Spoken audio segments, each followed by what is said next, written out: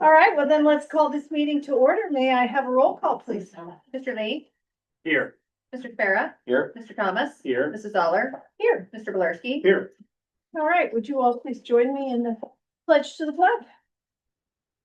I pledge allegiance To the flag of the United States of America, and to the republic for which it stands, one nation, under God, indivisible, with liberty and justice for all.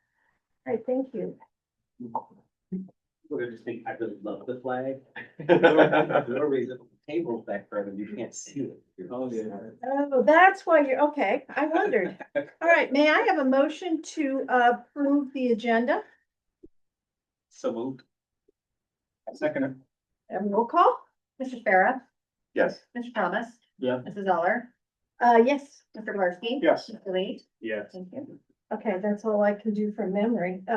And we do have someone. All right, so we are ready for recognition of the public. And we have one person here. Ms. Napor, I'm sorry, I don't have my reading glasses on either. so- Come on. So who knows what Come on out. It would be helpful, yeah, if you stay there because then the owl will pick you up. Go for it. My name is Chandra Napora. I live at 230 Wilmeth. I have two kids in the district. One is 6th grader and one a 9th grader. And I came tonight because I wanted to, there's been a lack of information circulated from about an incident that happened at the high school last week that I view, and others, other parents as well, view as an anti-Black, anti-Jewish hate incident. And we learned about it only from our kids.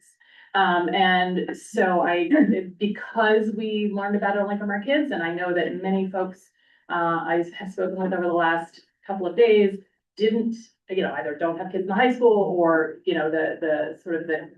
they didn't hear about it from others, don't know about it, and I decided I couldn't assume that the board does. And so I thought it was important to come and make sure that the board knows, and also ask for the board's assistance in a response. So my understanding of what happened is that there was graffiti, threatening graffiti found in, I believe it was a bathroom at the high school. And because I think transparency and accuracy is important to combating hate, I think it's important that it be said what was written, and that we not dance around it and not be vague about it, because vagueness and ambiguity do not, in my view, effectively combat lack of education and hate. And so my understanding of what was written was make Wyoming Aryan again, get rid of the Jews and the N-word. And my understanding is that there was some response taken by the school. I'm not exactly sure what, but shortly after this happened, it was the next day again. I don't know, and that's part of the why I'm here tonight, is because we should know as community members. There was a further graffiti that said, "You will not catch us." So I maybe everyone here already knows about this. My concern is, I guess, probably threefold. One, we should not be finding out something, we should not be finding out about threatening acts at our schools from our children, period. And I am looking forward to understanding from either this body or the principal why, if there's disagreement on that, and why. Second, I guess to that point, I understand that the principal made an announcement to the student body, something along the lines of there was graffiti, it was racist, it's unacceptable. That's better than nothing. but it is a far cry from what needed to have been said. And so there are two pieces. One, there's no communication with parents about a security incident. Two, the communication to the students was vague. It wasn't, it didn't, and it was essentially like, don't do it. That is not the message that I want my kids to hear. It's not the message I think this community needs to hear. And it's certainly not the message that that will communicate anything effective to the perpetrators of this. Meaning that what needs to happen, and there's so much data to support this, unfortunately, there's a tremendous increase in anti-Jewish and anti-Black hate incidents in this country, and Wyoming is no exception. And so we don't have to invent this wheel. There's a lot of research that supports that we're not gonna end it all, but there are good ways to respond and there are less good ways to respond. And one of the clear good ways to respond is to first name what happened and then unequivocally denounce it and be very clear on what the consequences are for this, for these actions. And a less good way is to say nothing to the community and vaguely address it with kids. And so there's a real lesson to be learned here, in my view, and I hope that it is learned. I hope it's discussed. Transparency and proactive, positive, unequivocal, and strong movement is required here. And just to that end, to be transparent, I communicated with the principal, and in his defense, I just sent an email about an hour ago because I thought, give him one more day to let us know what's going on, and I didn't get it. And so I don't have a response from him, but I'm looking forward to hearing from him. And what I hope, the reason why I came to this board is to ensure that folks know what's going on. Because again, you don't know if you're a kid in the classroom who's willing to tell you, but also to ask this board's support of the principal in his response, which I very much hope will be swift. It'll be unequivocal. It'll be clear, and it'll be anti-bias informed. And because I try not to be someone who complains without offering assistance, I offered my assistance to the principal. I offered to this board. But I am a lawyer, but I'm not that kind of a lawyer. But I also am someone who has done anti-bias work and is very committed to it. And so certainly not for myself, but there are others in this community who we can rely on. And for example, the Wyoming Community in Action folks who unfortunately have experience with this and should be tapped as a resource. And but there are also other local organizations like the JCRC, which are well-funded and very much ready to offer their assistance with both resources, like people resources and funding for the anti-bias education and response that is required. So thank you all for listening. I really appreciate it, and look forward to the support of the board. Absolutely. Thank you, thank you. Well, thank you for bringing that to us. We do know a little bit, and we know this is an ongoing situation that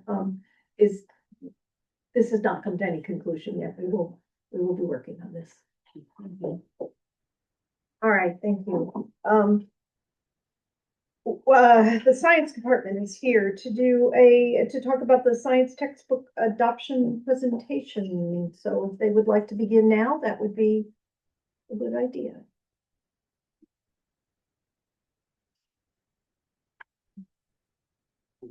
Hi, I am. Oops. Okay. I'm Brooke Becker. I am kindergarten department chair and I teach full day kindergarten at Hilton. And I'm going to be talking about the science textbook adoption process that we went through, kind of what we are recommending to the board that we would like to purchase as far as our new curriculum moving forward. Just to kind of start off, frame the conversation. Our main area of focus is obviously the Ohio's learning standards and the model curriculum for science, which serves as the basis for what all students should know and be able to do in order to become scientifically literate citizens equipped with knowledge and skills for the 21st century workforce and higher education.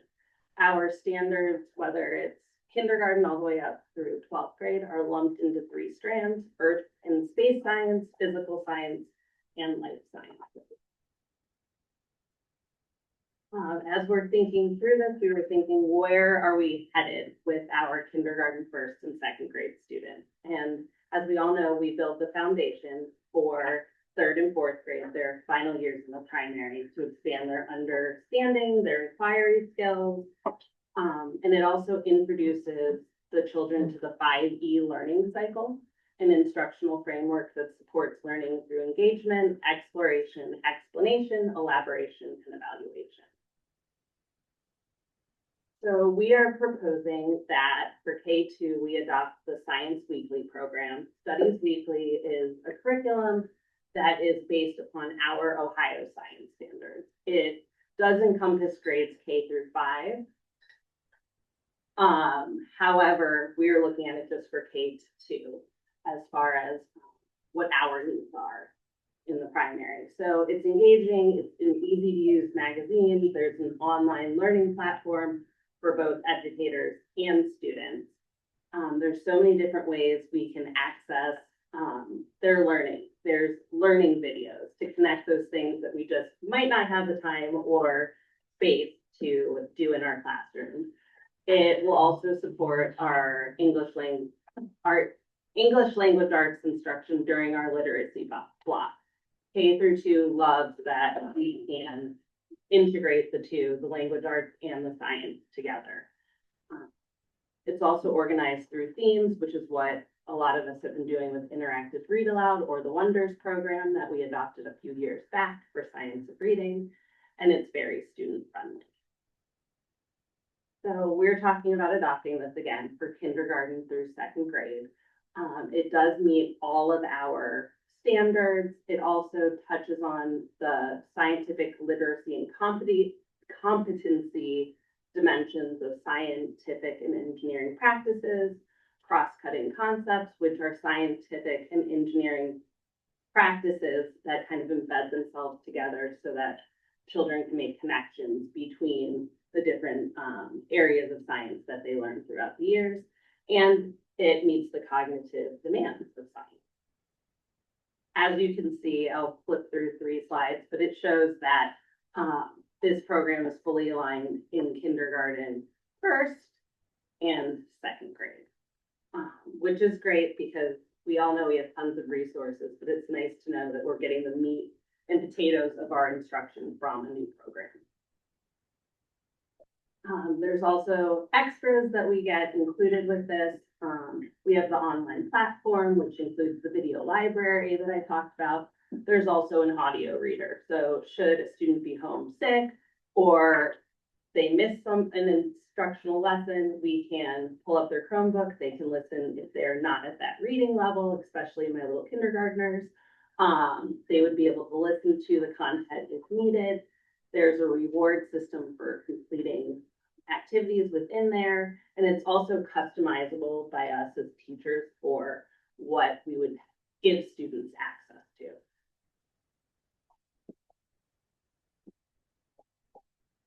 And then there's also principles like this lab safety one that helps to reinforce and extend student learning. But what we really loved is that the magazines that come with Studies Weekly are the meat and potatoes, and there's just extras should we need them, or if we want to make curriculum connections. Thank you. I'm going to pass it off to Chrissy Robbins, who's going to talk about 3rd and 4th grade. Hi everyone, I'm Chrissy Robbins. Like Brooke said, I teach 3rd grade at Hilltop. Actually, a few parents here, so I'm actually a community member too, but I'm here to talk about the 3rd and 4th grade textbook that we decided to go with. It's important to note the reason that we didn't go with the same one from kindergarten through second grade. Currently, third and fourth grade uses studies weekly for social studies, and so we really felt like we needed a different platform to kind of make sure that the students were staying engaged. Love the format of that, and we think it's great. We just felt like third and fourth grade really needed something different. So Brooke already talked about that, how there are three main strands in the science curriculum. So one of the things that was really challenging for us, and I know middle school too, is that the Ohio Learning Standards are different than the next generation science standards, and a lot of the curriculums are written for the NGSS and not our Ohio Learning Standards. So when we were looking at some to fulfill the Ohio Learning Standards, we just had a little bit of a challenge. There was a lot less, not to say that what we ended up with isn't still fantastic. It just definitely, it limited us. So that's why I talk about there, the curriculum challenge, that how it's primarily aligned to NGSS, but absolutely still a lot of overlap with the Ohio Learning Standards. They both emphasize inquiry-based learning and the study of observable phenomena. The key difference really is that some of the topics occurred at different grade levels and sometimes in a different order. What we decided to go with was the SAVIS text. It is the closest aligned, and it talks about or it covers all of the Ohio Learning Standards to some extent.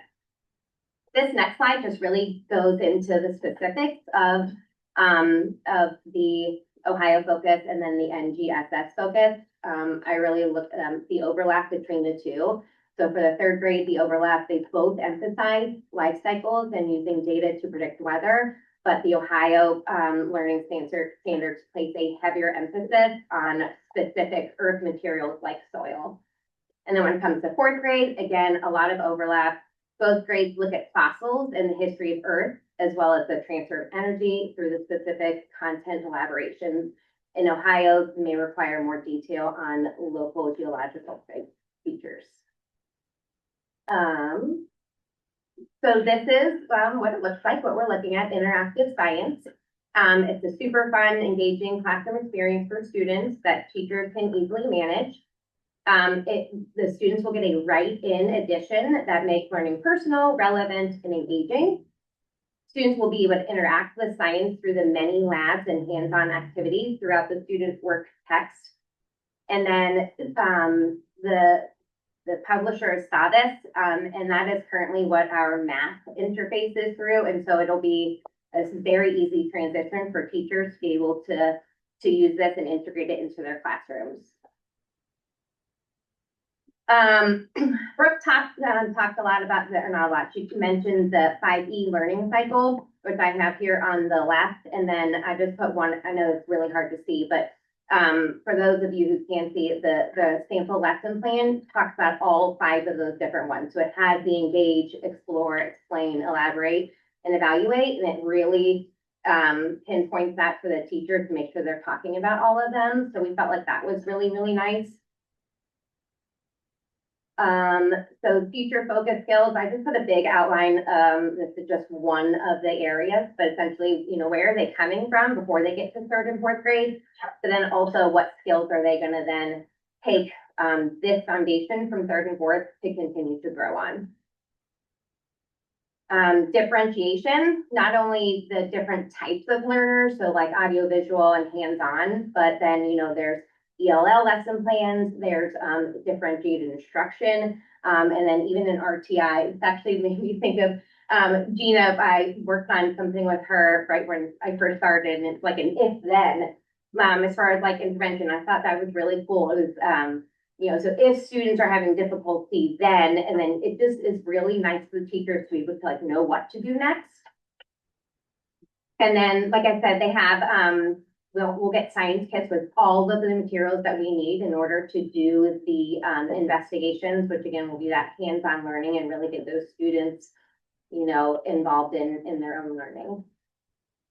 And that is the third and fourth one, and actually fifth grade is doing that, that same program. I don't know if you guys will have anything to add to the fifth grade one, but thank you guys so much. Thank you.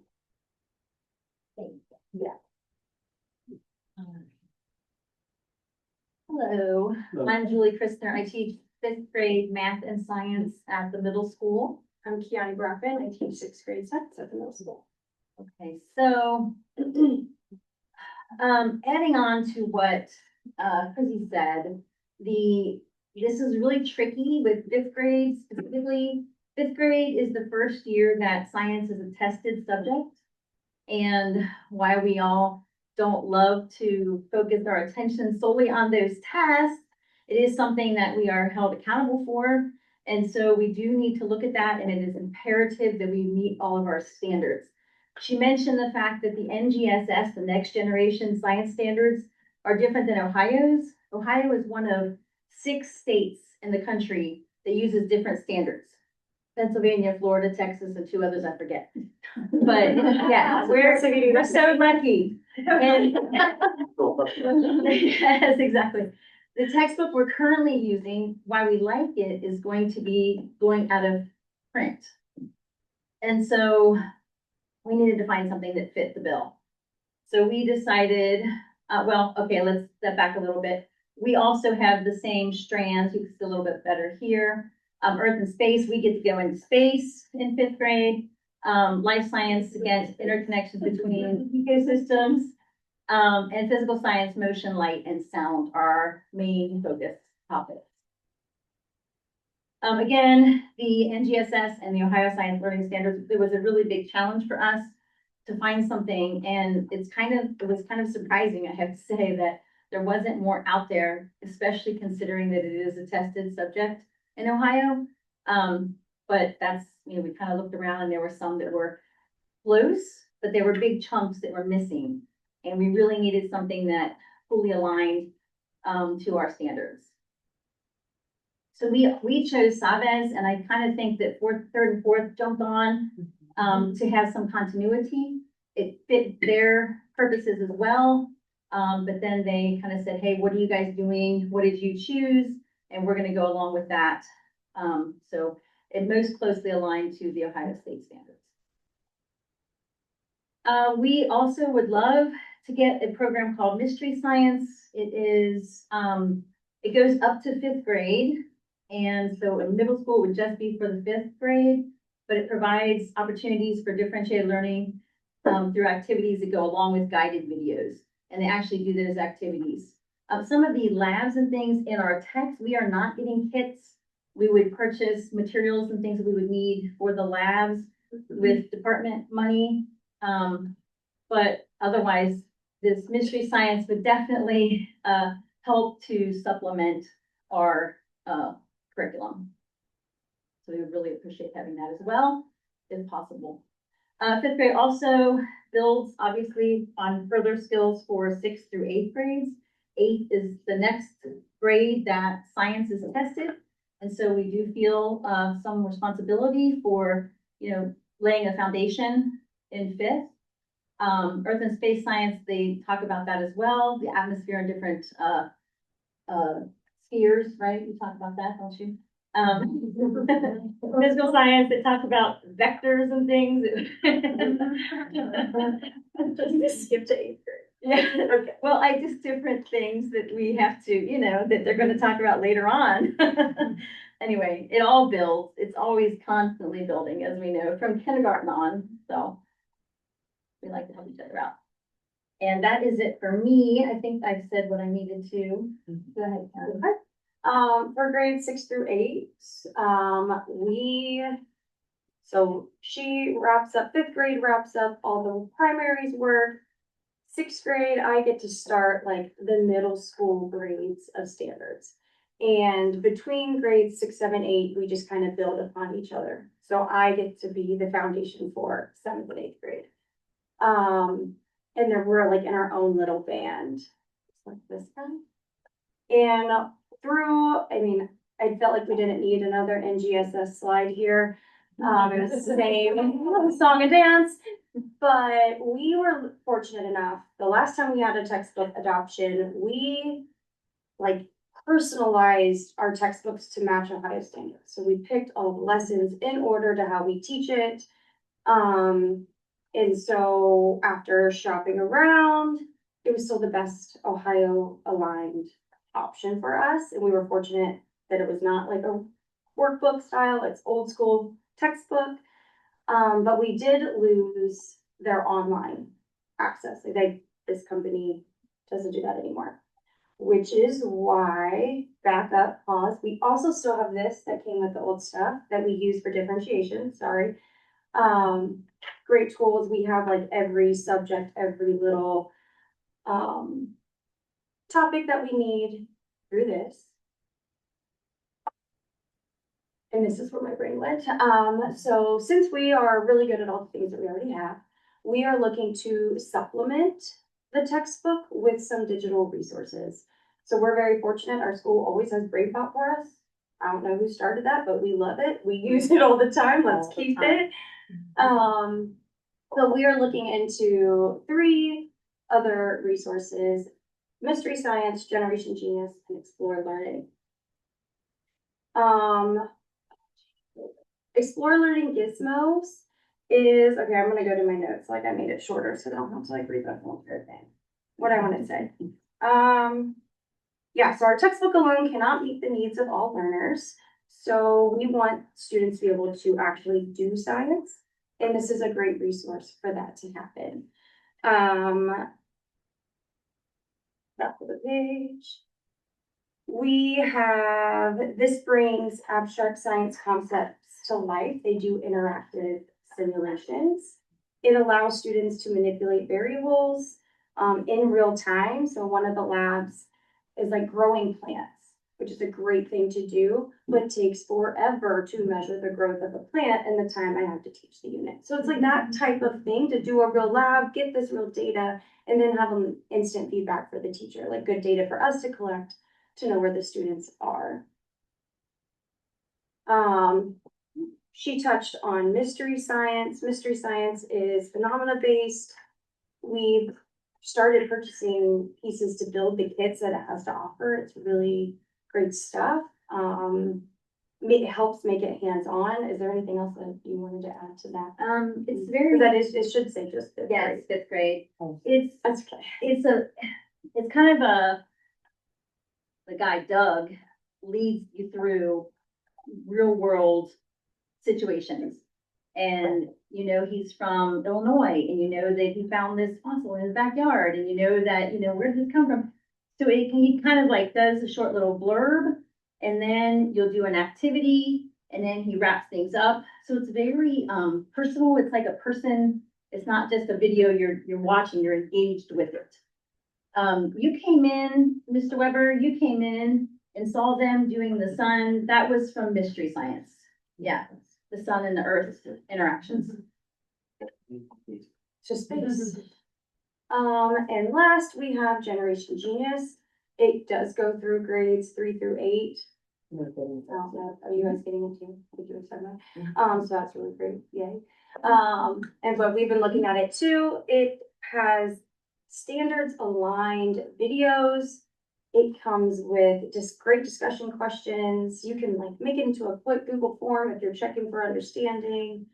It's engaging. They do the crazy explosion things. They have a Kahoot quiz. Yeah, if it you builds wanna do that straight at into the end. Kahoot. Yeah. But it's just great engagement for these kids, you know, especially at the middle school, getting them engaged and getting them curious and excited for science. This is a very helpful tool for that. Yeah, I just hope all of those things prepare us for the high school vows. Thank you. Thank you. Thank you. Oh,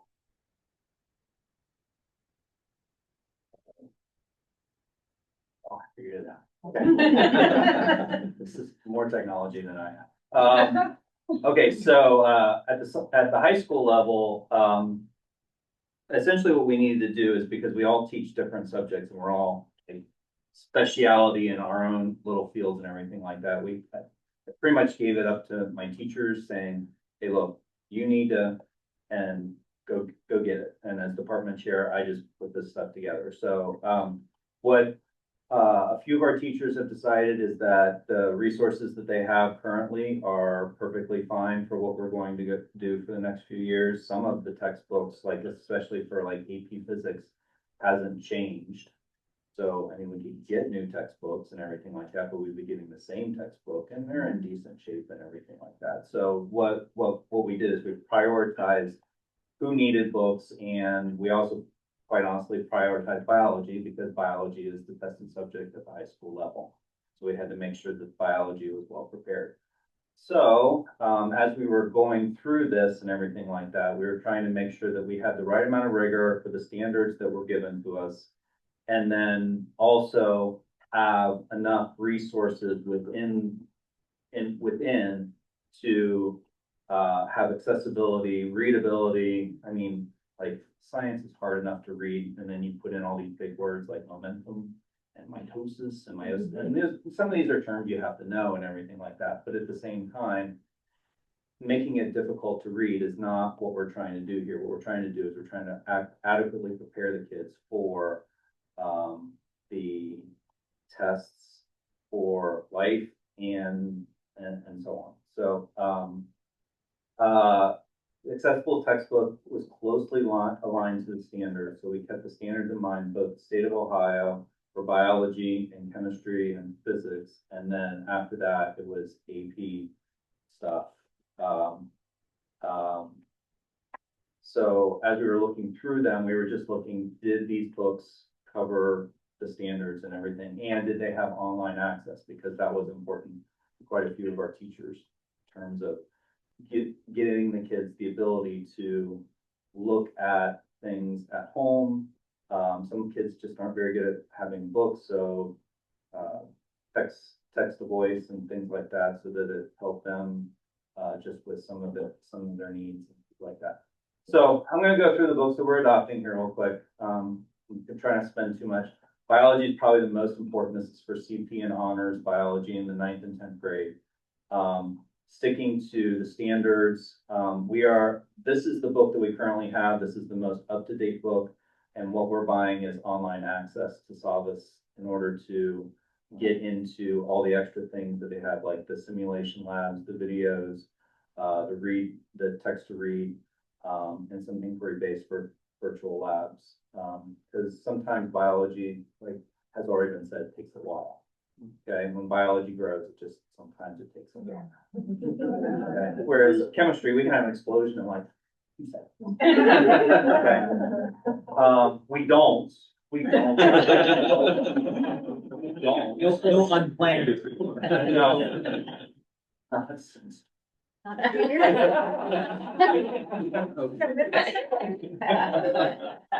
We're not talking about that right. Okay, so continuing on, AP Bio, again, the textbook is in pretty good shape and everything like that. So we're buying online access. The digital access gives them more practice with AP exam type questions, text to voice, and some digital simulations and videos that help see things a little bit better, because for biology, sometimes you just can't bring it into the classroom. AP Environmental, which is 11th and 12th, textbooks and online access. The current textbook that we have is, I don't know, 10, 12 years old. We needed to update it. It has environmental science is an AP class for kids that struggle a little bit more with math as opposed to like physics and chemistry. So it has math tutorials that are really helpful for those kids that struggle a little bit more with math but want to take an AP science. Full-length AP practice exams and case studies and from what I'm told for this, they're actually, whenever they come up with a new issue, they're trying to include that in the online resources and everything, because with environmental science, it's a science that's constantly changing and everything like that. You have to have like the newest information. And then we have environmental science as well, and the environmental science is focused on readability and personalized instruction for targeting knowledge gaps for the students. We obviously have some of the heavy technical jargon, but it's more readable than the AP book. We could have gotten 2 AP books, but again, this is not the same class. An AP class and a CP environmental science class is not the same class, and we don't teach them the same way. So we gotta make sure that we have the appropriate materials for those sets of kids. With AP Physics C, physics hasn't changed in like, I don't know, 50 years or something like that, ever since Mr. Count started teaching. So I don't think that's 50 years, but okay. What he wanted was WebAssign, which is the ability to assign critical thinking questions, technology literacy, productivity, and other tasks that are individualized for the class or for individual kids. This class is doesn't have, I mean, this is AP, this is calculus-based physics. And so you only have 12th graders really in that class. You really get to the 11th graders. But again, what the idea here is for differentiation, for being able to assign different kids different problems, depending on where they are. Anatomy and physiology, the current anatomy and physiology book that we have is very heavy. I mean, both literally and figuratively. I mean, it is a big book. This book is quite a bit more readable. It doesn't, you still have to learn all the terms and everything like that, but it's not written for college. The book that we have right now is written for like 3rd year college students and everything like that. So we have that resource still, but this book is quite a bit more readable, has fully text videos, visual simulations, and data analytics for teachers, which is nice because the data analytics allow us to see what the kids are doing and then help us evaluate where they are and where they need to go. Okay, so those are the books that we're adopting. The other teachers felt pretty comfortable with the resources they currently have. Most of these online, all of them have online access, and all of them provide online quizzes, problem-solving opportunities, additional practice that encourage critical thinking, and then there's some with some lab work in them. And then I hate to say all of them, it's not true for all of them, but most of them have differentiation abilities for kids and stuff like that. There's text to voice in all of them. Some of them, I think like 4 of the 6 have personalized learning paths where kids starts answering questions and then it adapts what questions it gives you to an extension problem, and then extension problems, clearly AP Physics C is extension, I would hope. So those are the things that we have. So we're adopting those 6 textbooks or online resources. They're not all textbooks. Right. For any of us, we'll all here. Yeah, here's your can. I do have a question. Yeah.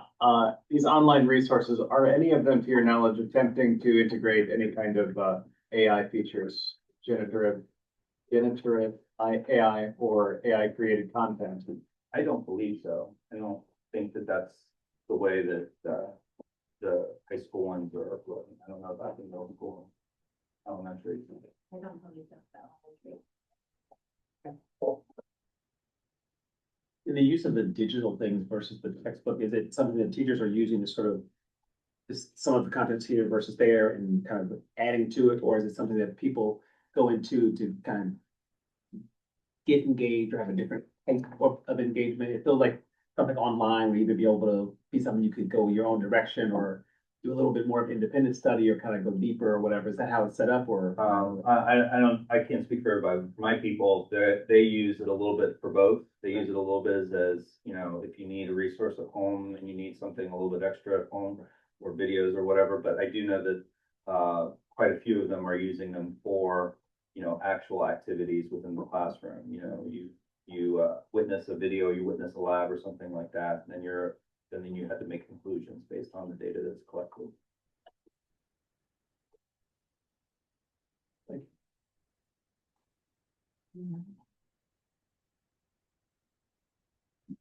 All right, well, thank you. I know this is a lengthy process and you all have been putting the better part of this year into getting to where we are now. These items stay here for 30 days before we do any kind of a vote, but that vote will then come and we'll be ready for next year. Thank you. Thank Thank you. you.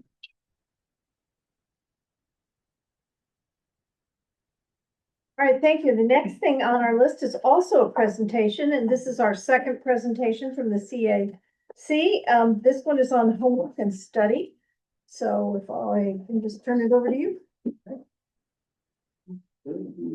He's kicking us off. Okay, wonderful. All right, and you should have in your folders, you should have a copy of the presentation, and there's also a report and an additional document. Two additional Two documents. additional documents, key concepts and definitions. Right, Oh, yeah. like a glossary of some of the terms. I appreciate that. And then, and also a copy of some survey questions that we sent out that you'll hear us reference that. I'll tell you when to bring those. All right, thank you. So, just to introduce our group, to start with, we are the CAC study group for designing schoolwork that builds study skills and executive functions for lifelong learners. I'm Stephanie Denton, and I am a Wyoming grad, a Wyoming resident off and on for about 50 years, and a parent of a Wyoming high school. Sandy, would you like to tell us? Sandy Cecily, speech language pathologist at the primary school, and I am also a Wyoming resident. I'm Emily Burton, Wyoming resident, somewhat new Wyoming resident. I have kids in the district. I am a nurse practitioner, not education at all. Just throw it out there. I'm Lori Schreiner. I am an English learner teacher here in the district, and I have children that go to school here in the middle school and live here in Wyoming. Emma Klingman, also a Wyoming resident, a parent of 3, but 2 of them are at the Hilltop Elementary school that's right now at Friendship. And I work for Procter & Gamble as a scientist, so also not a teacher in the district. Okay, I'm also not a teacher. I have owned a professional organizing business for 30 years. That's my background. So the objectives of this study that we were given were twofold. Mainly focusing around homework and home learning, but identifying best practices for designing and assigning and integrating homework into the learning process. And then along with that, looking at what are the best strategies for students to become independent learners in terms of note-taking, executive function, study skills, anything that's related to that. And we were also tasked with making sure we were looking at current brain research and also talking about what would be the potential role for AI in supporting all of this. So this is how our presentation will go. Whoops, excuse me, that one went too far. This is how our presentation will go. We're first going to tell you about the methodology that we used. We are then going to tell you about the current district homework policies. We will talk about a survey that we sent out to teachers in the district and the results that we got back from that. We'll talk about copious amounts of independent research that we did. And then we will tell you what our recommendations are for the board. I'm going to tell you up front that our recommendations are coming back in these 5 areas. Design of homework, teaching study skills and teaching executive functioning, talking specifically about note-taking, talking about aligning study practices with evidence for what are the best strategies, and then talking about technology and AI. So we're going to go through our whole process to how we got here. It's, we think, an extremely nutrient-dense presentation, which is one reason we gave out the glossary. And then at the end, we'll come back and tell you more about our recommendations in these 5 areas. So our methodology, first thing we did was to look at current district homework policies and see what information we could find that was published for parents and for students on that. We did a teacher survey where we sent that out in February to all of the teachers in the district. We got 25 responses. And we're going to talk in more depth about this, but we did ask them what are their current thoughts about homework, their practices, their beliefs that guide what they assign, how they assign homework. And then we also asked them for their input on these executive function, note-taking, time management, planning, study skills. You know, what do you explicitly teach now in the classroom? What do you think students are doing well with? What do you think in your grade level is underdeveloped for what the children might need as they pass to the next grade? And we asked them about AI and gave them some open-ended space to add any other comments. And then the third part of our methodology was a lot of academic research divided into 4 areas to look at current and historical cognitive science and to really study what are proven high impact teaching and studying strategies. So we sort of divided that into study skills, note-taking, homework, and executive function.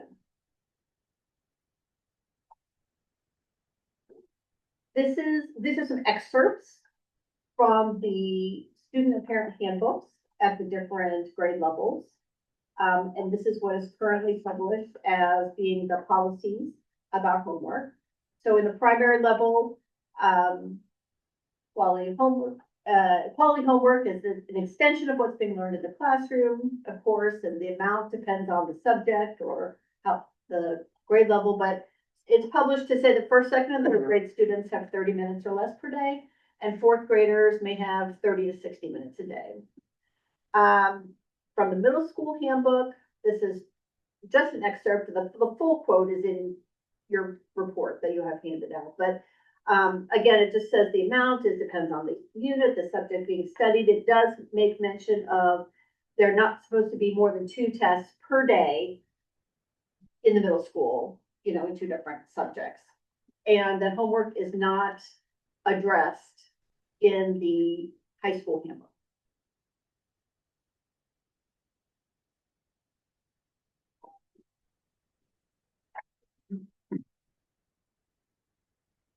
Okay, so I'll have you turn your attention to the printout that we gave you about the CAC survey that we did. And I just want to kind of orient you to it. This was a survey that we did because we wanted to understand if the teachers are our audience, right, our main audience, how can we make sure that we're actually answering the questions that they have? We also wanted to understand more about what they were already doing. So some of the questions allowed us to break out by grade. But a lot of the questions you'll see are what I call open-ended questions, where we're really seeking just what they believe today. We had 25 responses from teachers, which is actually a small sample size, but the amount that those 25 wrote was, I think it blew us away. I know that when I send out surveys to people, right, for my job, I do not get the length of response or the richness of response and the detail from everyone, but all of these were so detailed that the 25 probably is more like a sample size of 50 based on the richness of detail. So I will say that using some of the percentages seems a little silly in this case, right? Because you're only looking at 25. But truly, we got so much out of this with having a lot of these open ends in here. And we were really thankful to the teachers for doing that. So there isn't a whole lot of like statistics and numbers that I'm going to provide, but I will just share a few things so that you can kind of have the background. When you look at grade band, we had 6 responses from those who would be at the elementary school. We had 8 responses from those who would be teachers at the middle school. And we had 10 responses from those who would be teachers at the high school. So not exactly even, but a fair enough representation across. 20 of those, of the 25, were classroom and content area teachers. We had 2 specials area teachers, and then we had 3 intervention specialists, or some sort of related service provider. So again, the majority were true like classroom content teachers. So as we're looking into this, we found that based on the teachers, they said what is taught most often is test taking skills. When we look at that, it was like 83% of the teachers at primary say they're explicitly teaching that. 50% of those who responded for the middle school said they were teaching that. And 70% of those teachers who responded at high school level are doing test taking. What's taught less often is note taking, studying, and planning and time management. We also allowed the teachers to kind of write in things that they felt like were things that they were looking for. And so some of those were things like resilience, perseverance, right? Rigor, independent work habits. So some things that we didn't have listed, they were able to write in like another area, even just content understanding of complex texts, things like that. But when we asked them about what was the most underdeveloped skills, for sure, at the primary and middle, it was planning and time management. And then at the high school level, it was about study skills. And so when it comes to planning and time management from the primary and middle, it was things like organizing assignments, managing your time and deadlines, breaking larger tasks into manageable pieces. At the high school, from a study standpoint, it was effective review strategies, preparation, right, for tests or assignments that get graded, and deep kind of understanding of text and materials, right? Like really, really understanding it to the point where you would be able to tell someone about it. We had a lot of interest from teachers across all grades expressing a desire for research to really help them know, like, what is an effective homework practice, right? How should I be making decisions? And 84% of those teachers of the 25 said, I am very or extremely open to changing or modifying my homework policies, right? If research supports them. So we felt like we were really doing a service both to this group as well as to the teachers. There is a belief that homework should serve an educational purpose, but again, I think they wanted more. In all of the grade levels, but especially at those where there's really more graded or kind of like completion assignments and more homework assigned, there was areas of concern like potential for cheating if it's just a completion task or a completion assignment. And then also, obviously, with more of the older kind of middle into high school, there was this idea for what is the role of AI, right? Is there potential dependency? Do we need to teach responsible use of these tools? Where should we integrate and where should we not? And then the last thing that we also heard, again, across all levels, was teachers are really thinking about students' well-being. They know that they're juggling a lot outside of school and that potentially the school day could be very taxing, right? For students who may have to go to a job or go to extracurriculars or go to sports. And so there was a lot of kind of desire for a balanced homework approach, equitable homework, right? Not having one teacher do one thing and another teacher do another at the same grade level. And so they were kind of aiming for consistency and equity and homework expectations across the board as well.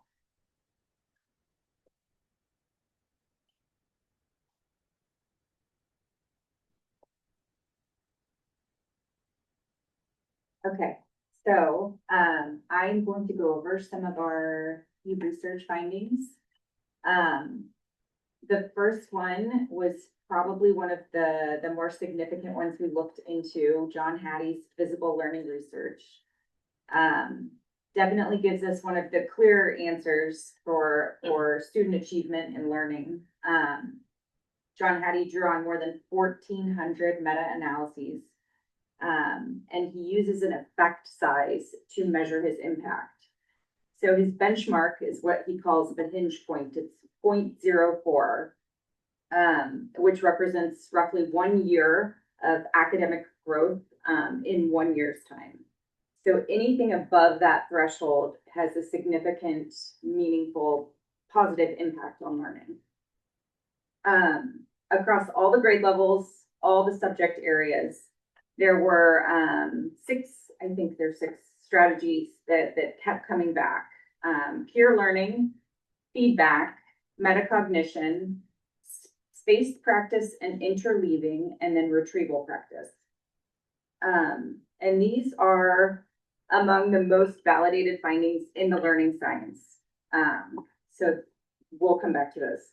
But where does homework fit in within this research? And we used Harris Cooper's research to help us clarify this. As Emma had just spoke on, homework does have a positive effect on achievement, and that effect varies by age. In elementary school, it's relatively small. Middle school and high school, it becomes more moderate and meaningful, especially as their cognitive capacity increases. But the key takeaway, I think, is that quality matters far more than quantity. Homework only improves learning when it is purposeful, developmentally appropriate, and aligned to the instruction in the classroom. The research identifies 4 clear purposes for homework. So practice is building the fluency with the recently learned content. Preparation, activating that prior knowledge before learning new skill sets or learning new information. Extension is applying the learning into new areas. And then reflection. The reflection piece is huge. So that is supporting the metacognition as well as consolidation. Consolidation is how that learning is stored, kind of the process of memory, so to speak. So when these assignments are clearly serving one of these purposes, they are effective. And another piece of this is being able to explicitly label these practices. So when you have an assignment and the purpose is to build fluency, you explain that to your students and say, I want you to go home and practice this so that you can become fluent, like lasso words and flashcards. Like you have to know these, right? Like we want to build the fluency, and then the students understand the purpose and they're more engaged in that learning process. Okay, so 2 of those concepts that I think were, some of the other ones are pretty self-explanatory. But I just kind of wanted to unpack these 2. Not that they're more important than the others, just that to try and understand them better. Metacognition is a thinking strategy. So it's how we think about our own thinking. And it takes planning, like how to approach a task. It takes monitoring, your ability to monitor how you're understanding that task. And then going back and evaluating afterwards, was that, like, did I do a good job at that? Or do I need to kind of adjust that process? Do I need more practice?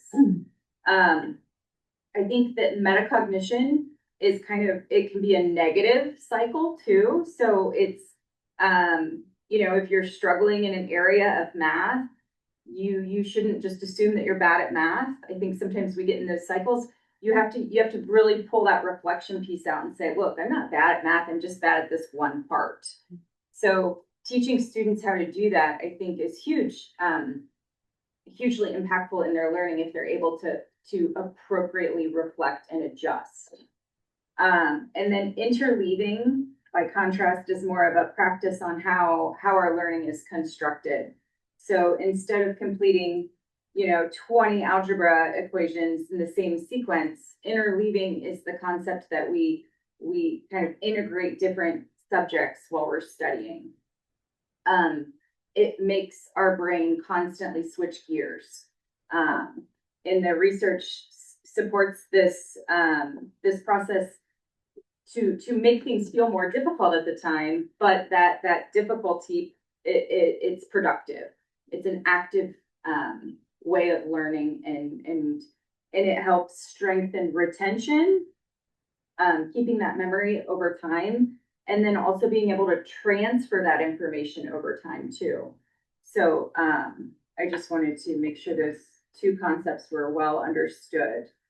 And then when we think about homework and sometimes how it can backfire on us, I think that needs to be well understood too. And we looked at John Sweller's cognitive load theory to help us understand how we achieve long-term memory. So we take the working memory, and that working memory goes to short-term memory, and then that long-term memory is where the knowledge is well retained. But we can't get there if our task is overly complex, poorly structured, or lacks clear guidance. That becomes overwhelming, and that mental effort that is required to navigate the task exceeds the capacity. So that becomes cognitive overload, which was an interesting insight, and I think that we can all probably relate to that. So effective homework design reduces the risk of cognitive overload. Clear instructions eliminate unnecessary confusion. Modeled examples show us what the success looks like. And then scaffolding tasks move students from guided structure to independent practice. Scaffolding is a progression. So you watch the teachers demonstrate, you practice with support, and then you go on to kind of an independent approach. And that looks different from kindergarten all the way through 12th grade. But it very much is something that is, maintained through the learning progress too. And then chunking breaks up assignments into more manageable steps. Like you don't just say, go home and write an essay. You have to brainstorm, research, outline, draft, revise. It's a whole chunked approach. And that helps for that working memory piece. Our working memory can only hold, it's very limited. So you have to constantly work with what your working memory is able to kind of do. Okay, so then when we looked at the research for high utility strategies versus low utility strategies, high utility were things that were very actively involved: retrieval practice, self-testing, flashcards, those types of things for that retrieval practice. Spaced practice is distributing learning over time. And I think that the district, those timed guidelines for, smaller chunks of time for the primary school. And then as you get into high school, that's spaced practice is a little bit different. Interleaving, what I already explained about mixing topics, mixing problem types. And then elaboration is being able to explain the concepts and connect new ideas. Again, all of the high utility strategies are active and effortful. They require students to think, retrieve, and process information deeply. And then low utility would be things like passive summarizing, rereading, or highlighting, even highlighting. That might feel productive, but it does not produce strong retention, is what the research says. So, and all of these concepts relate directly, we felt, to note-taking. For note-taking, we looked at Mueller and Oppenheimer's research that found that how students take the notes matters more than how much they write. So that generative note-taking, where students are able to summarize and process and put their own ideas and words, produces that deeper level of understanding versus just, verbatim transcription. It also said that handwritten notes encourages a deeper understanding because you're having to filter and process that information. And let's see here. And then there's structured approaches such as the Cornell notes. I had never even heard of this prior to this project, but it's been well researched. And it's just a simple approach to actually teach students how to take notes, which is something that I think the teachers brought up. Like they said, this maybe is a area that we're lacking in. So we felt like this was an actionable thing, like if we can kind of use a structured method, it doesn't have to be Cornell notes, it's just like finding something that works, because I think obviously learning is different for everyone, but I think I put so with the Cornell notes, it's more of an active process where you're taking the notes during class. And then later on, you're reflecting on those notes. So the keyword part is at a different time. So you write those after class or while you're reviewing your notes. And then same with the summary. So it's more of notes over time. And then if you review your notes within 24 hours, the research also is suggesting that boosts retention significantly. So if you used a more structured approach to note taking, I think that review would be an easier thing to get done. Retrieval practice, that's what I was, yeah. And organization, so it's a huge organizational task to be able to take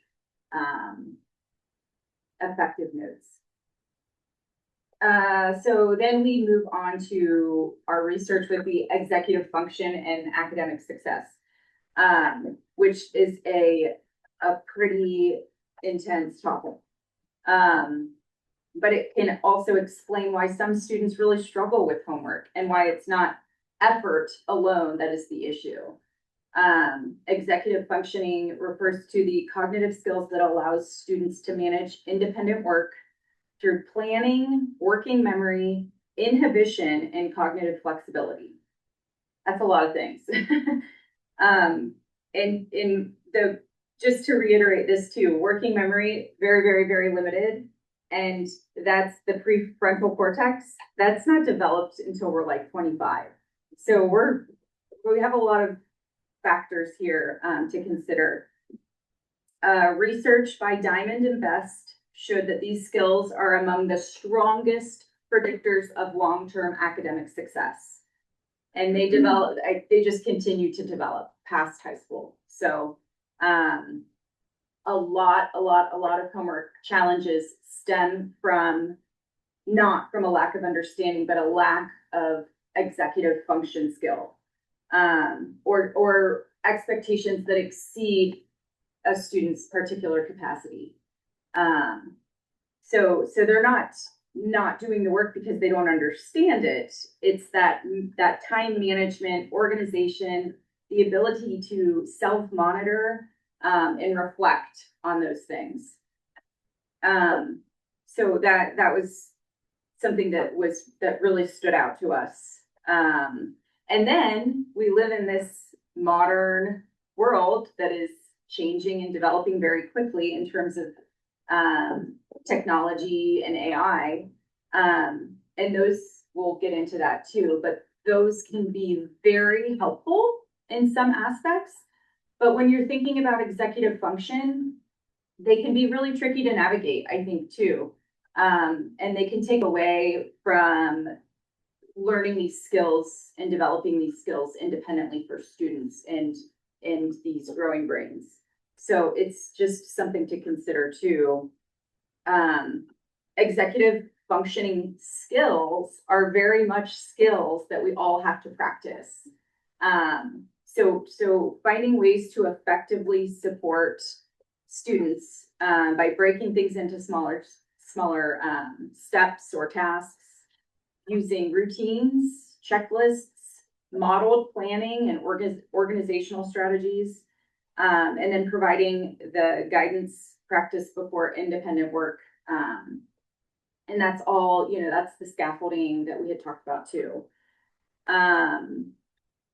Students learn best when homework and study practices are designed to teach them how to learn, not just complete the task. And then I do want to make sure that this is connected. So executive functioning and cognitive load are very much connected. Both of them depend on the limits of the working memory. And when a task is overwhelming the cognitive capacity, it's disrupting the student's ability to plan and organize and monitor their own thinking. Again, even if they understand the content. Through our research, we were in contact with Erica Simmons through the district. And she helped us kind of clarify the current work that's underway, in the areas that are still, needing to be developed.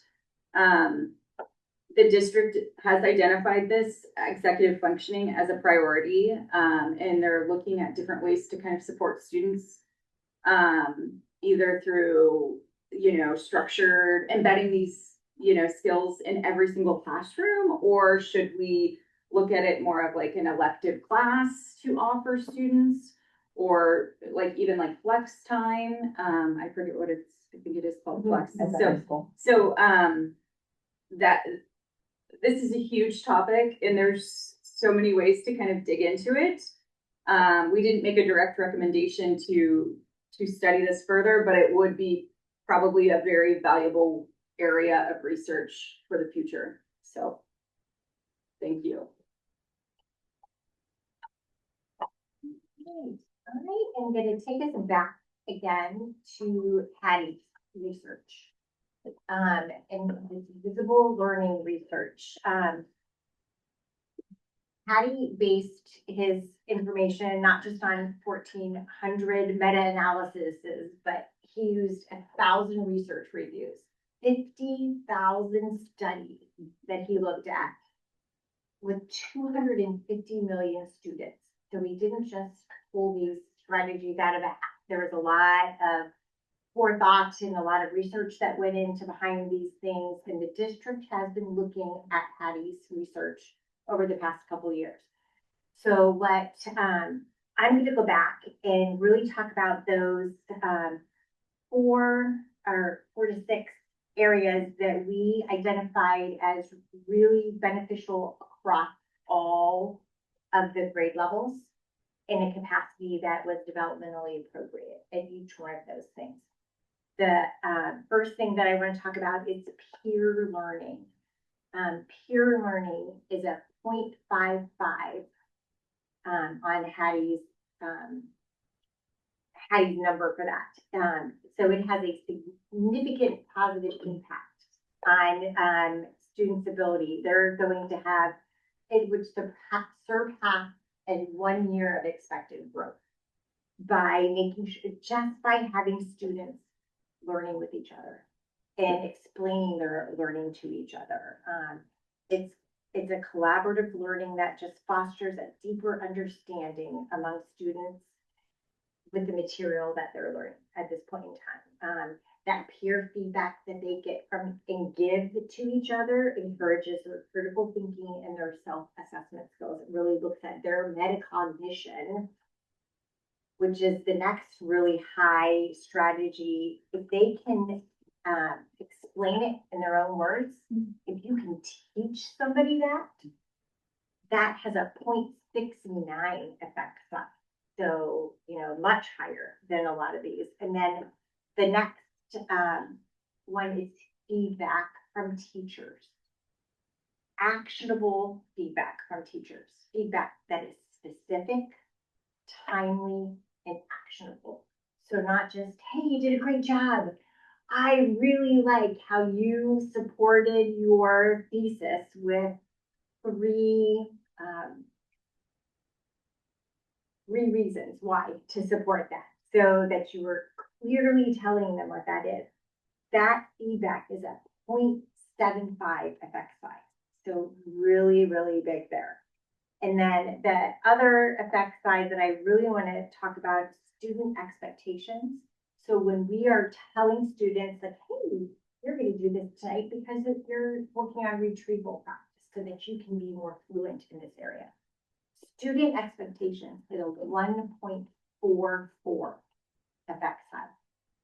The only thing higher on his list is the collected teacher efficacy.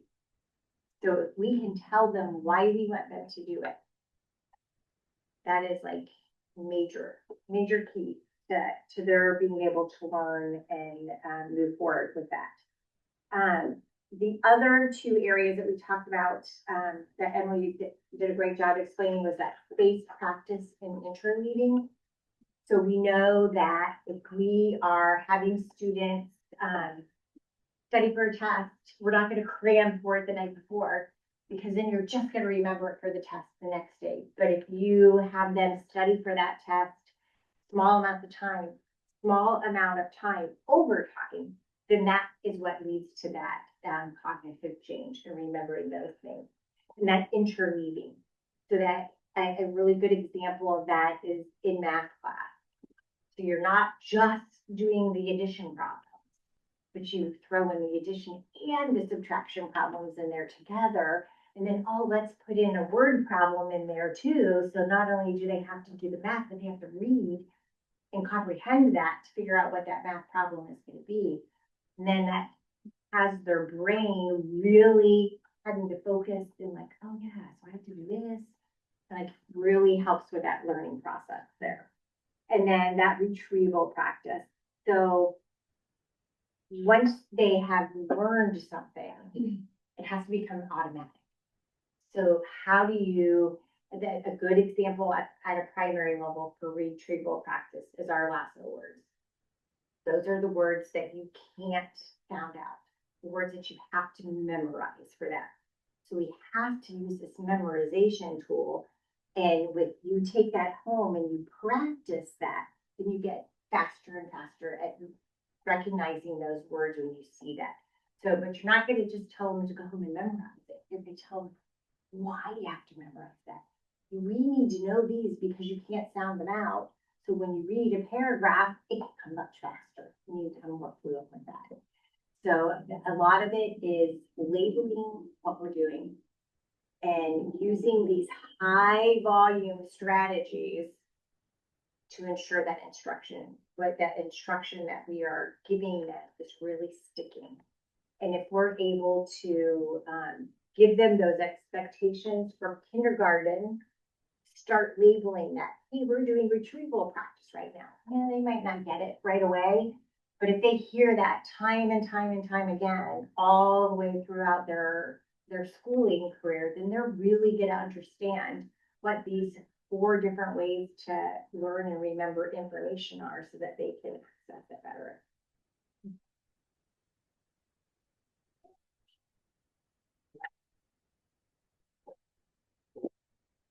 Okay. So we've spent a lot of time telling you about how the best way to learn is to think a lot, right? We need to actually be engaged in thinking and generating our own ideas, right?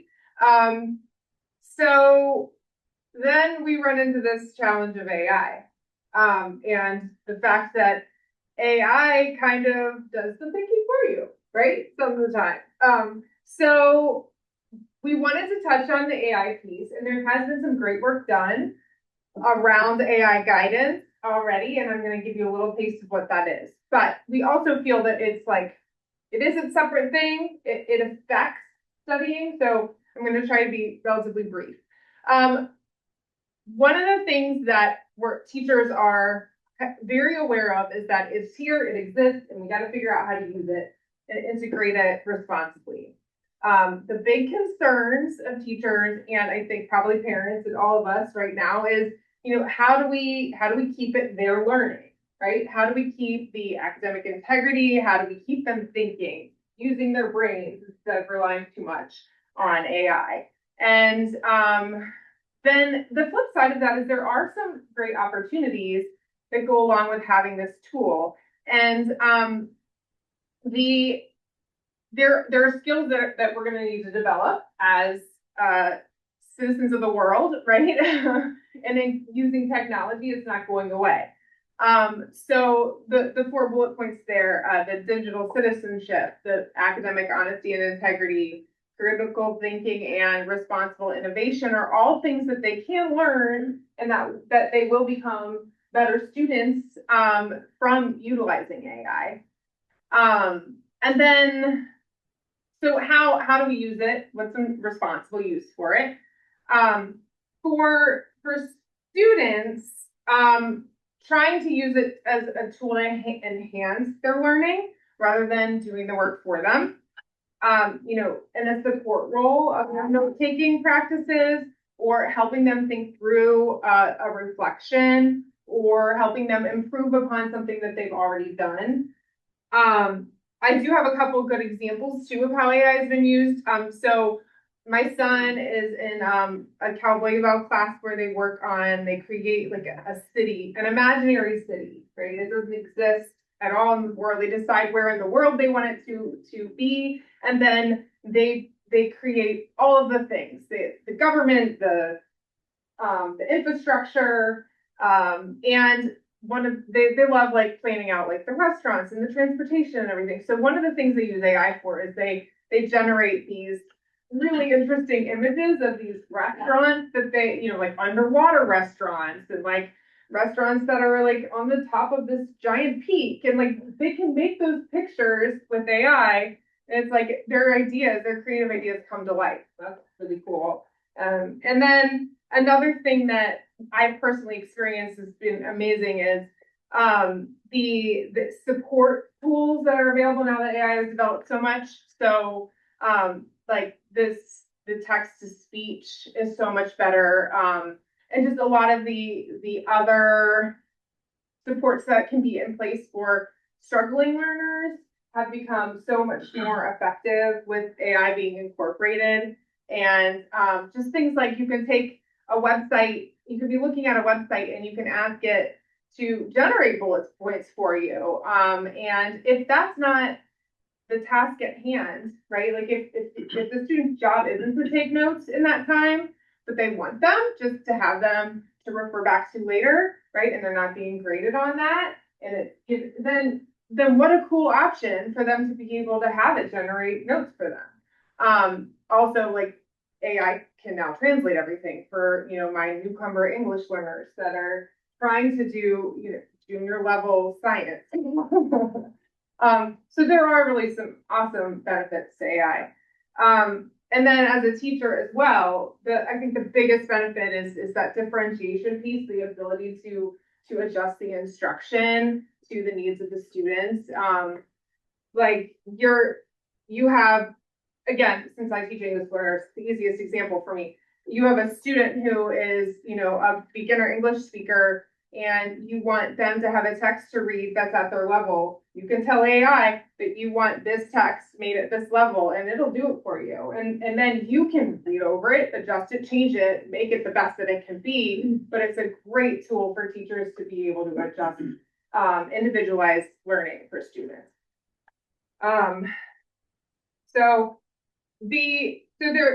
This little quote on the side: students should use AI to support their thinking, not to do the thinking for them, is kind of the main idea of what we've been telling students so far this year, right? And so there is a committee that worked on providing guidance for academic integrity and just best practices. A group of teachers and administrators and I think an instructional technology consultant worked together to create some guidance. So I'm going to show you just a couple like images from that guidance site. This is a cool resource that they offered to teachers to help show students when they're allowed to use AI and when they're not, and how much they're allowed to use AI. And so if teachers chose they could say, okay, this is a time where you can use AI assisted editing, or no, this is the time I want just your writing and I don't want you to use that tool, for example. So that was provided to teachers to try out and try to use with students this year at the high school level.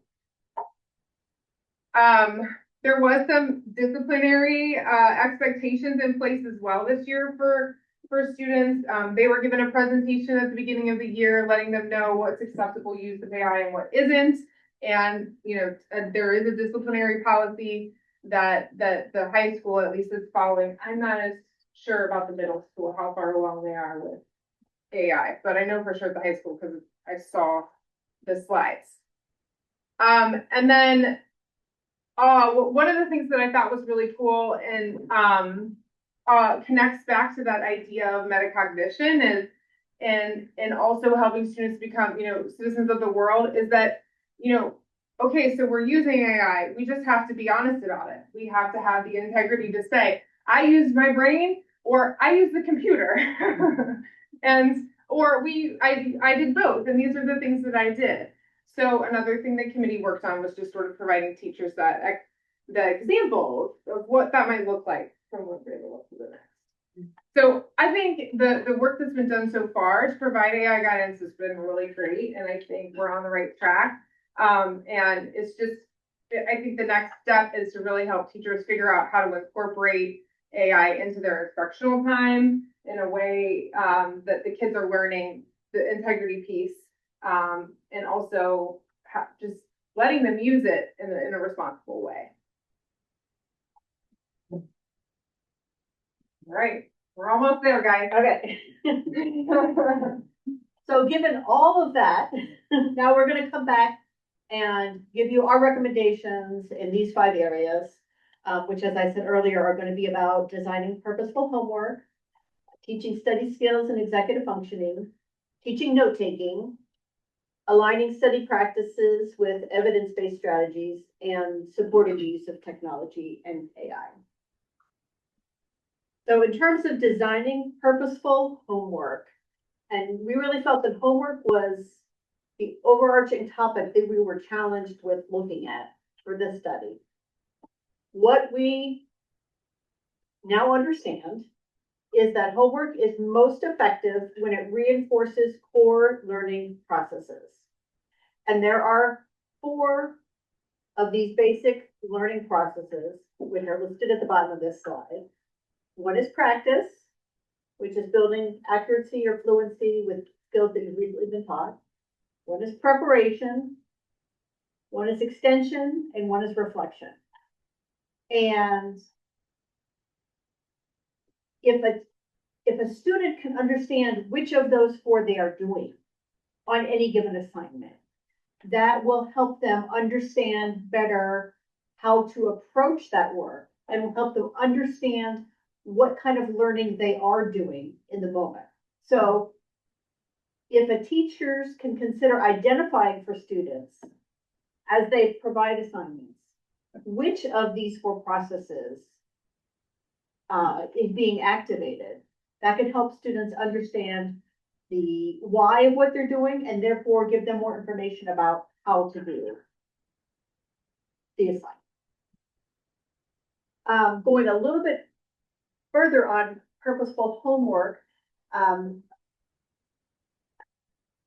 we've put in your report a proposal for refining the K-4 homework policy.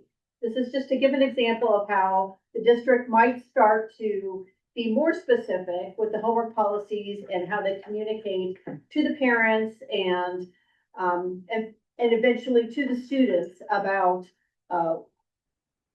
what the expectations are and what are the best methods that they might use. So our proposal talks about aligning the instruction for the primary students with high impact practices and based on the cognitive science that we have researched. And so making sure that there's not an emphasis on task completion as much as there is an emphasis on thinking, retention, and independence. The traditional worksheets, volume-based practice of yesteryear have minimal to low impact in the elementary grades. But really, we're better off with an approach that emphasizes retrieval practice, feedback, and the metacognition that we've talked about.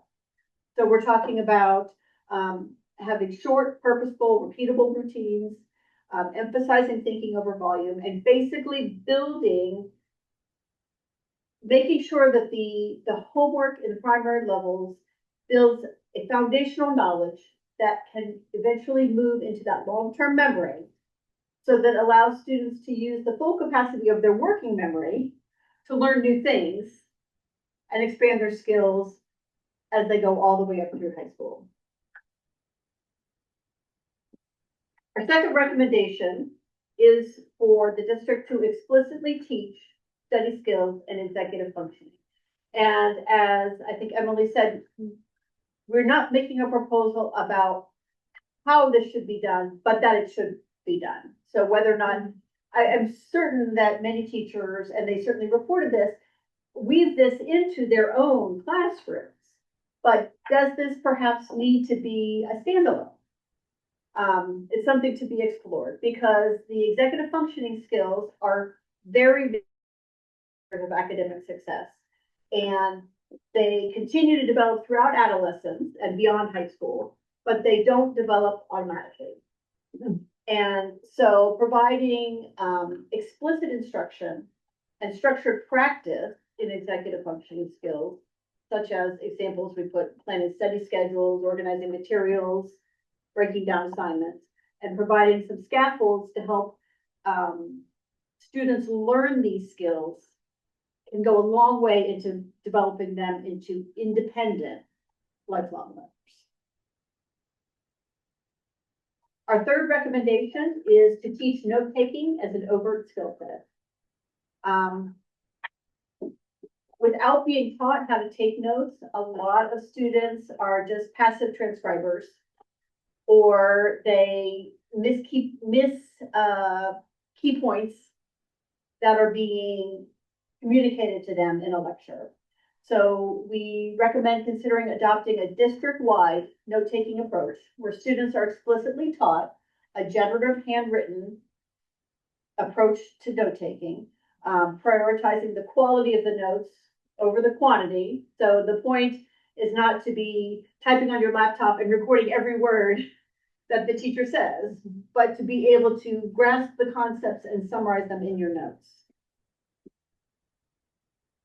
Our fourth recommendation is to align study practices with evidence-based learning strategies. So as we talked about from our research, there are some strategies that significantly improve long-term learning outcomes. And so teachers can consider designing assignments that include retrieval practice, that take advantage of spaced practice, distributing learning over time, interleaving, elaboration and self-explanation, and feedback and reflection opportunities.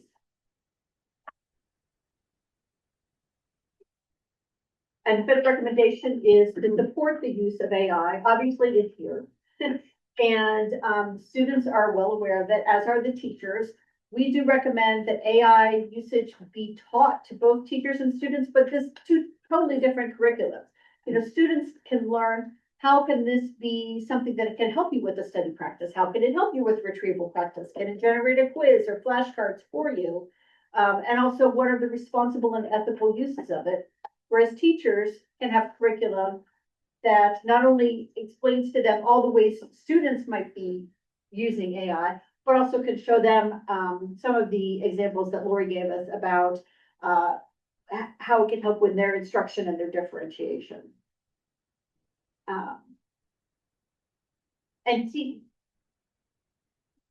As AI develops, we do recommend teachers take into consideration AI tools for making homework decisions, and perhaps giving explicit information about whether or not students should or shouldn't or could or must not use AI on any given assignment. And special thank you, as we did all of this research and work over the past year, to Tim and Erica and Susie for the help and the background information and support that they gave us. I'm sure this group would be happy to answer any questions. Thank you. Just a quick question on the recommendation for number 3, the last bullet point. I'm assuming that's mandated 24-hour review cycle. What, did it say something different? The hour was omitted. That was all. Yes. I kind of figured, I just wanted to make sure. Sorry, Thanks. yes. Okay. 24 hours. Yeah. All right, thank you. Oh, no, sorry. Go I've ahead. got a question. I know several of you are teachers. How much do the recommendations differ from what you experience homework and studying to be right now? That's a great question.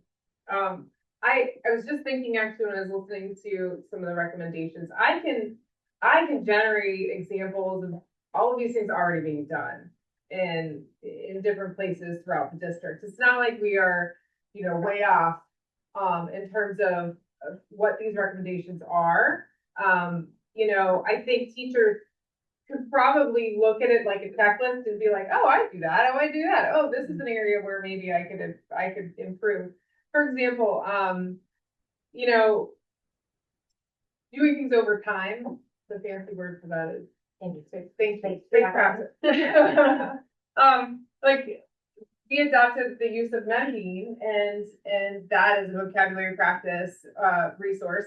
And the students do most teachers are asking students to do 15 minutes 3 times a week, right? So, and they're the same words, they're being, until they've mastered them, and then they generate a new word for them to master, and it's adaptive in that way. So, I mean, that's a perfect example. And so I think there is a lot of that kind of stuff happening already, and a lot of these recommendations are aligned with what teachers are doing in different spots.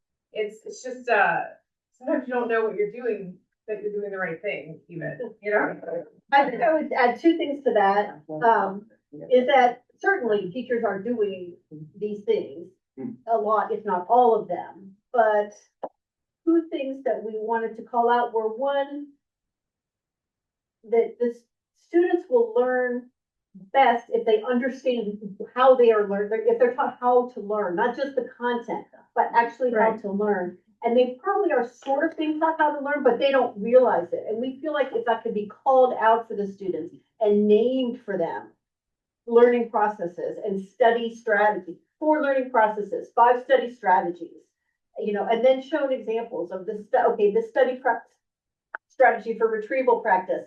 Have a friend quiz, make your own flashcards, have AI make a quiz for you. If they can really have these things labeled for them, which is why we're encouraging perhaps this explicit teaching of these skills and processes, because they probably have all had them throughout their, from K up to 12, but they don't know that they've had them. So they're not as conscious of what they're doing.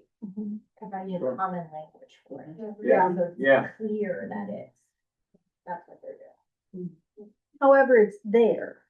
And sometimes I'm thinking of the seniors survey that the other CAC group did, or one of their, help me remember exactly what it was. One of their comments was that they had done a lot of note taking and research that then in fact did prepare them from college. And they didn't perhaps know it until they got to college and saw, oh wait, I can do this. A lot of them have, and also a lot of people have told us, just at the side, that I got to college and I really didn't know how to take notes. So, I mean, I think probably people coming from a district with a lot of support and, parents and community that cares may have more skills in that going in, but a lot of them, even from Wyoming, are saying, I got there and it was like a fire hose, such a level up. Talking about how much it's taught or not, and how do you teach what works well? Because some people are more intuitive naturally. Right. And so when they think about what do I capture from this, they might Right. take notes more in that way. Other people are more specific and sensing. They might try to catch every word. So that learning around what approach to taking notes helps to retain, et cetera, as well as how to rehearse and practice and review those, are just things that can be shared intentionally in ways that helps raise that water level for any student and or also. Right, I think that word intentional is something that really. And that may be like, I'm reading into what the science presentation was this evening. A lot of their comment, like remember one of the teachers said something about, we're just gonna stay with the old fashioned books and paper and pencil, because that's what works here. So maybe we're not being intentional in that we're saying that, this is an executive functioning skill, but we are indeed providing the I think children it is with it. there, but I think as the students get, even as they are young, but as they progress, especially as they're older and they get into high school and we're talking about, they have the jobs, curriculum and family, and they, go home and it just like seems like a bundle of work, but if they can be intentional about understanding what they have and why, that would benefit them. Going back Thank you. to, I'm sorry. No, go ahead. Going back to the first recommendation about designing purposeful homework, I love how you laid out the 4 categories that makes it purposeful and effective. what are some examples of ineffective homework that could be assigned? Not that we would ever do that, of course. But like, you know, some common examples that you could think of in terms of what homework is that doesn't fit into those four categories. I think, well, specifically at the K through 4 level, because we started really diving into that in order to kind of propose, right, a draft, if you will, of what that might look like. I think what we found is anything beyond 5 or 10 minutes is really not effective for like K through 4 students. So just speaking of time, for example, sometimes even just doing a worksheet, for example, where it's about completion, for example, is really less effective than making sure that you're looking at how quickly could you answer that? How fluently do you know those math facts, right? Like really building the foundation. Same with reading. Being able to know that the word the is the will help you read a text and comprehend a text. Just going home and reading the text and then there's no, like, just read this to your parent, but there's no comprehension question or no kind of look at how fluently did they read it, how quickly were they able to read it, things like that, where it really helps to know, could they retrieve that from their long-term memory or not? Are they still very much using their working memory capacity? Those are some of the examples that we kind of shared actually in the K through 4 proposal, is how do we turn something from a worksheet into something else? And how do you get the most out of even a shorter period of time, really, than what it might have taken you to do a worksheet? Instead of having to do 25 math problems. Right. Explain to us how you solve. Just one. How do you solve one problem? Like that would suggest, again, this idea of quality over quantity. If you can explain it, you can probably solve 25 problems, right? I love the intentionality of looking at the research and the impact and the effect size that some of these strategies have. And we talk a lot about being intentional to know what strategies impact students in the greatest ways, and so doing those things. And so Mike Rutherford, who we've studied before, has often called that being consciously competent. Sometimes we're unconsciously competent. We it's kind of our gut. And I think sometimes those strategies just kind of come out because it's kind of who we are. But when you really do some of the research and look at a lot of the things that you brought up, then it becomes consciously competent. And I know that this has a high impact for kids, so I'm going to be making these choices when it comes to homework, for instance. So all good reminders. Even, you know, what we're saying for the students too, for them to be Yes. conscious. Yes, The exactly. reflection. Exactly. Right. Yeah, some of the metacognition same thing. That's what that is. Some of that metacognition is knowing why you know. That's right. How you know. Yeah. That's right. Or what you don't know. Right, you're Yes, looking. exactly. I mean, even at a K through 4 level, I think a kid could say, this was hard for me, right? Like, this is what was hard, like this problem, right? This type of thing, where maybe it's a word problem where you have to comprehend and create your own, your own math problem. So I think you can do metacognition at lots of different levels in various ways. And I'm sure the teachers can facilitate that. Someone mentioned the word nutrient rich earlier.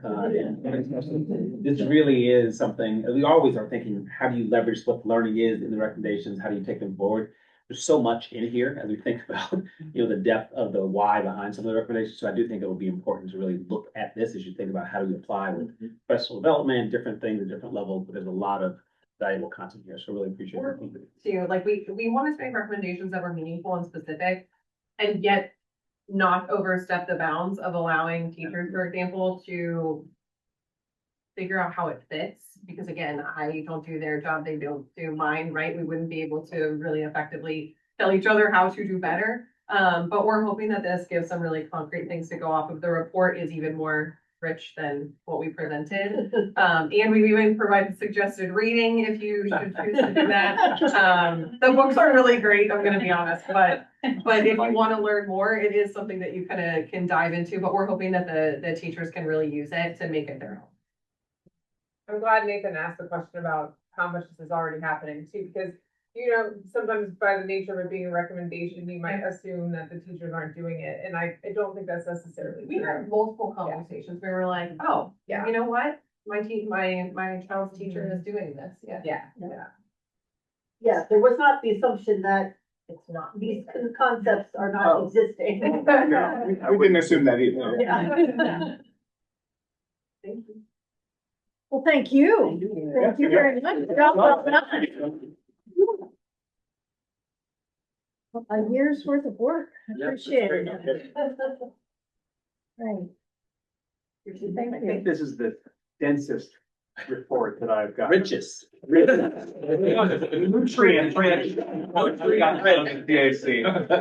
I agree. There's a lot to go back over and take notes on. We had conversations with Tim early on. We were like, there's a lot. Where do you want us to focus? I'm impressed. Yeah. Good work. Right, thank you. If we go on to the committee reports, we will find that, we can move on down to facilities. The other three have not met or are just getting ready to meet, or It's coming up. TAC, we've just heard from. So facilities, please. Yeah, okay, we had, I'll jump off and if anyone fill in, anyone wants to fill, please, feel free. We had a facilities meeting on April 1st. The main focus of that meeting. Protect your eyes with the. We're gonna turn the lights on. It's gonna be bright.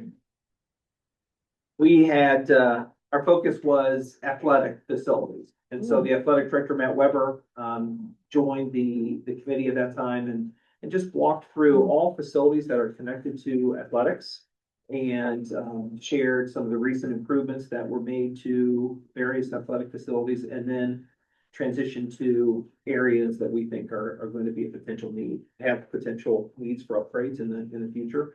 We talked about high school locker rooms. We talked about padding in the Champion Center, and then the high school softball field, which has been a topic of conversation because it was connected to potentially an alternate school site at one point in time. Right. So that was our most recent meeting of the committee. And I will share, we have two important community meetings coming up here soon. One is this Wednesday. We've got a meeting with the residents who live along the property line of Vermont Primary School. And we'll be talking about the site plan specifically and how that impacts families who live along that property line. And then on May 20th, we've got an Elm Building Retirement Open House celebration. So that should be exciting, very exciting for Elm, just like we did with Hilltop. And so, and the other exciting news I would share is we had some vehicles being dropped off on the Hilltop site. And so we're going to be seeing some action there very, very soon, which is great news. All right. Great. Okay. No finance committee meeting and no policy review committee, so let's go on to the treasurer's report. Thanks, Jeannie. Item A, approval of the minutes from the regular meeting of March 30th and the planning meeting of April 7th. Item B, approve the statement of revenues and expenses for month ending March 30th. Item C, accept with appreciation the donation from the foundation for our DECA team who is traveling this weekend, I think. Does that sound right? This weekend? Remind me where they're going. Yes. So, this program just continues to grow and just the students just continue to really have an incredible amount of recognition. And, we're excited to, have that donation to support their travels. Item D, the appropriation adjustments for the month of April, and item E, approve the treasurer's report, please. All right, they have a motion to do so. So moved. Seconded? They have a roll call. Mr. Thomas, Yes. Mrs. Zoller, Yes. Mr. Blarsky, Yes. Mr. Lee, Yes. Mr. Sparrow. Yes. Thank you. Superintendent? Great, thank you. We have several, you'll see lots of personnel items, and before we walk through those briefly, just to say, this is, it's exciting to see renewal of contracts. You see lots of individuals on there. All of these folks play very critical roles in supporting students, and so we just appreciate the hard work that goes on every single day to create great experiences for kids from these staff members. The first personnel item there is a recommendation to approve resignations that have come in recently since our last meeting. Number 2 is a recommendation to approve a renewal of administrator contracts. You can see the time frame for those contracts is from August 1 of 26 to July 31st of 28. Number 3 is for a renewal of a technology coordinator contract that has the same time frame, July 1 of 26 to June 30th of 28. And then number 4, we have 5 continuing contracts that we are recommending for your approval. And so here we typically pause and just talk about continuing contracts. And these are people who have fulfilled all the requirements that are needed to have a continuing contract. And so we'd like to just mention a few things about individuals. Dr. Simmons, if you want to share some Absolutely. highlights for these people. Yes, absolutely. So excited that we have 5 of our outstanding staff members. They're all outstanding, but to be able to reach that level of continuing contract as was stated, just an application process and being able to fulfill not only just your tenure here, your time here, being here for enough years, but also completing studies and being able to kind of prove that through your transcripts, as well as the evaluation process and just faring very well throughout that process over the last several years. So Amanda Mamonti is one of our staff members that we're recommending tonight for a continuing contract. Just a wonderful resource there in our Research and Innovation Center at the high school. Collaborates very closely with the teachers and just the work that she does is tremendous there and supporting our students. Just offering just professional development, also really taking a leadership role along with Mrs. Adams at the middle school and supporting our library aides at the primary school. And so she just, again, does a tremendous job there at the high school. Molly Williams, one of our art teachers also at the high school. Just some of the comments said about her, just very passionate about her craft as an educator. We have our focus on art coming up very soon here in the community. Excited about that, and very highly involved with that work. Just super creative and just her ability to bring out the gifts and talents of our students who have the opportunity to pass through her classroom. Ariana Sanders, our 3rd staff member there at the high school. Social studies teacher, also leading the work of financial literacy there at the high school. Very highly involved. One area that sticks out also for me from Mrs. Sanders is she leads, just really organizes the work of the volunteering that our students are involved in, and really leads that work. Very connected at Hamilton County through her leadership as well. And so she is a wonderful resource. I know she also participated on our AI district team as well. So again, just a very positive impact that she has there at the high school in so many ways, with not only the students, but also with the staff. At the middle school, Bailey Fear, one of our intervention specialists. She really does a great job of just implementing a structured and organized approach to reading instruction, really supporting the work of a number of our students who she works closely with, but also in collaboration as well with the teachers and different staff members there at the middle school. One of the comments that were shared about her, just the way that she provides opportunities for students to be able to share their thinking and providing, we talked about scaffolds here, through our study, and she does a great job of ensuring that students are able to be successful no matter the level that they are working at. And then at the primary school, Bonnie Grace, one of our 3rd grade teachers at Elm School. Very committed to personalized learning and really making sure that her lessons meet those individual needs of the students. And so we are just excited for all 5 of these members in our school district. Thank you. Thank you very much. Absolutely. Awesome. Okay, number 5 is a recommendation to approve the renewal of certified limited contracts, and so we can see those individuals listed here. Again, we just say thank you to all of these individuals for the impact that they make on our students throughout the district. Number 6 is a recommendation to approve the renewal of these individuals. And this contains clinic aides, educational aides, library aides, and registered behavior technician aide. Again, critical roles in the district that really just go above and beyond to support students in very unique ways. Number 7 is recommendation to approve staff members whose children will be attending Wyoming City Schools for the upcoming 26-27 school year.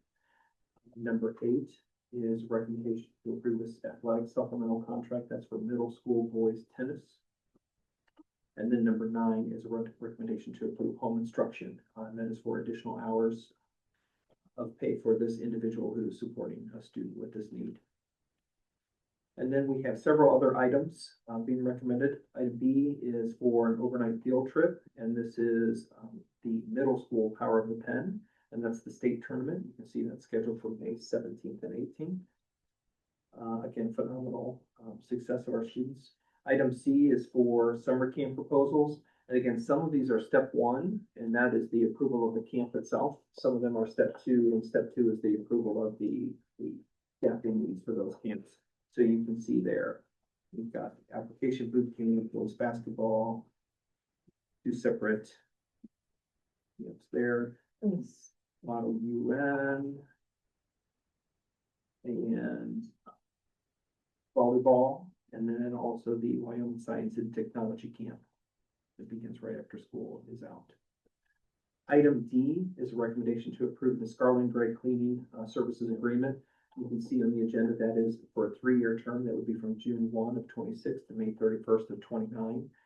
We appreciate the incredible work of Scarling Gray. And it's looking forward to continuing that agreement. Item E is for a classified salary schedule increase, and that's for the 26-27 year and the 27-28 year. And then item F is for administrative compensation increase, and this is again for the 26-27 and 27-28 school year. And then items G, H, and I are for the approval of school fees. And you can see each one of our buildings has the school fees updated and ready to go for the upcoming year. Right. That is a lot. Are there any questions? No? Looked like there wasn't a huge change in student fees. Right. All right, so thank you. On that note, then may I have a motion to approve the superintendent's report? So moved. I'll second it. May I have a roll call? Mrs. Zeller, Yes. Mr. Blarsky, Yes. Mr. Lee, Yes. Mr. Sparrow, Yes. Mr. Thomas. Yes. Thank you. All right, superintendent's report.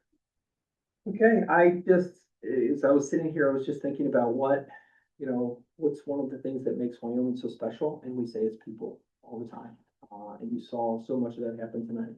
You saw our staff members who have done so much work throughout the entire year researching textbooks and sharing their learning with us. You saw the CAC, which is this great combination of staff members and community members who put obviously a ton of work into the research studies that they bring, which helps to make decisions for our district.